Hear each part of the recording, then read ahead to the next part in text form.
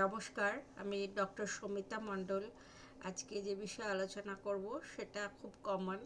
সেটা হচ্ছে রাত্রিবেলা শোয়ার সময় বা ঘুমের ঘোরে পায়ে খিল ধরা।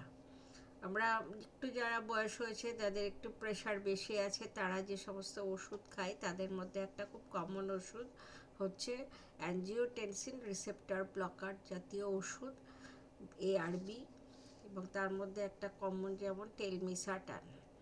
তো এই ওষুধগুলো খেলে কি হয়, আমাদের ইলেকট্রোলাইটের একটু সমস্যা হয়, মানে পটাশিয়াম বেড়ে যেতে পারে এবং ম্যাগনেসিয়াম ডেফিসিয়েন্সি হতে পারে।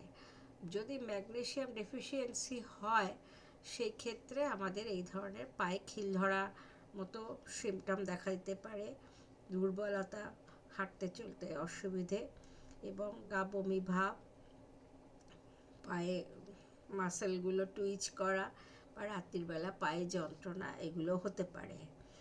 আরও বেশি যদি হয়, সেক্ষেত্রে পায়ে ঝিনঝিন করা এবং হাত পা কাঁপা, বুক ধড়ফড় করা, মাথা যন্ত্রণা করা এবং খুব এক্সট্রিম কেসে এটা কনভালশন বা তরকাও হতে পারে।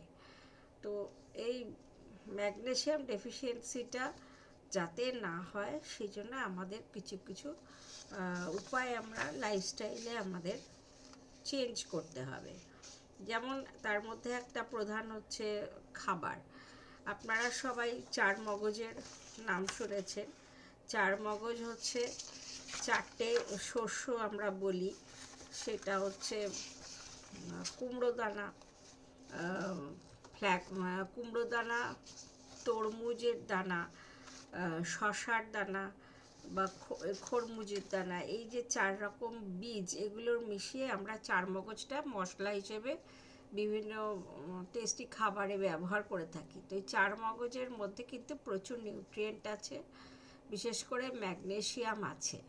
তো চার মগজের মধ্যে আমরা প্রেফার করব সানফ্লাওয়ার সিড বা সূর্যমুখী বীজটাকে, কারণ এতে ম্যাগনেসিয়াম বেশি আছে, আবার এটা পটাশিয়াম লেভেল থাকলেও এটা খুব বেশি বাড়ায় না, কিন্তু পরিমাণে আমাদের একটু কম খেতে হবে। মানে চা চামচের 1 চামচ প্রতিদিন জলে ভিজিয়ে আমাদের যদি এটা খায়, তাহলে পায়ে খিল লাগার সমস্যা কমে যাবে, ম্যাগনেসিয়াম লেভেলটা ব্লাডে স্বাভাবিক এসে যাবে।